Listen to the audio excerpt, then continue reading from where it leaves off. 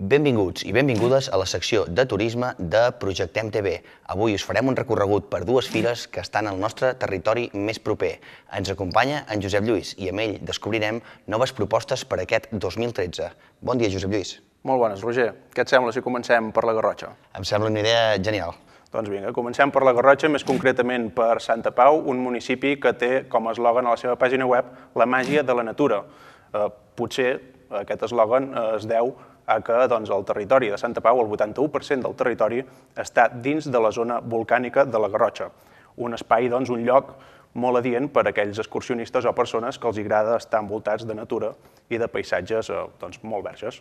Però bé, no hem vingut aquí per parlar de Santa Pau, sinó que hem vingut aquí per parlar d'un esdeveniment que tindrà lloc a Santa Pau. Es tracta de la Fira del Fesol, que se celebrarà el proper 20 de gener a Santa Pau i de la qual en Roger ens explica més detalls.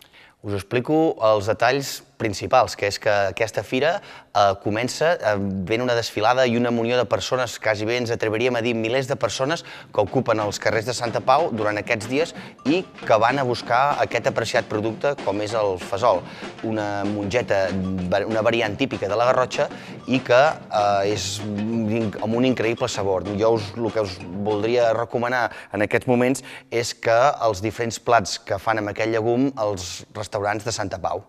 Per obtenir-ne més informació, us podeu connectar al web santapau.com, però si voleu menjar d'allò més bé, podeu escollir qualsevol dels bonics restaurants de la població.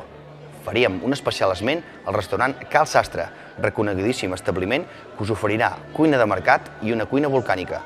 Avui m'agradaria recomanar-vos de forma especial el suquet de fesols de Santa Pau amb tripa de bacallà i bolets. I és que el fesol és fill de la terra volcànica i dels aires purs que provenen de les muntanyes d'aquest territori. Per això es diu que és el millor del món. Bé, ara ens traslladem a un altre punt de la Garrotxa, concretament a Batet de la Serra, un poble que s'hi pot accedir, pels que no sapigueu massa on para, des de la mateixa carretera que va des d'Olot a Santa Pau. Doncs bé, a Batet de la Serra tindrà lloc diumenge, 10 de febrer, la Fira del Fesol. Hem parlat de la Fira del Fesol, ara parlem de la Fira del Fesol. En Roger ens explica alguns detalls sobre el fesol perquè no confongueu aquests dos conceptes. El fesol és la planta Fagopirum esculentum i tot i que agropecuàriament i gastronòmicament se li dona un tractament de cereal. A les cases de pagès de la Garrotxa i del Pa de l'Estany se n'acostumava a fer farina i estava molt lligat a les èpoques de carestia i a l'hivern. Si continuem parlant de la fira, ens traslladem altre cop cap a en Josep Lluís, que ens en explicarà més detalls. Bé, com ja hem dit, ja ho sabeu, el proper diumenge 10 de febrer a Batet de la Serra, la Fira del Fesol. Una fira en què hi hauran exposades moltes parades amb multitud de productes de la terra artesanals però que, tot i que hi haurà molta varietat de productes, l'estrella principal, com hem dit, serà el fesol. Actualment, a part de les farinetes i de la recuperació de receptes antigues, el col·lectiu Cuina Volcànica de la Garrotxa l'ha introduït als seus fogons per fer-ne els plats més creatius.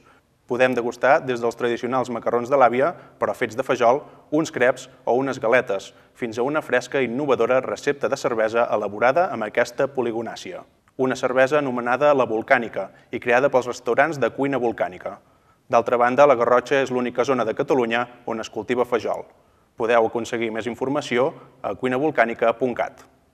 Ja ho heu vist, amics i amigues, el 20 de gener us podeu desplaçar a Santa Pau a la Fira del Fesol, però en canvi podeu anar a la Fira del Fesol el 10 de febrer a Batet de la Serra, ben a prop d'Olot. Podreu descobrir més enllaços i més informació sobre aquests llocs i sobre aquestes fires als enllaços que trobareu a sota d'aquest vídeo.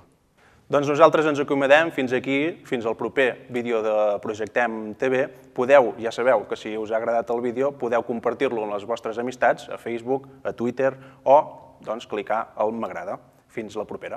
I recordeu que Projectem TV és una iniciativa de 4K Videoproduccions Audiovisuals i Bicolot Magazine. A reveure.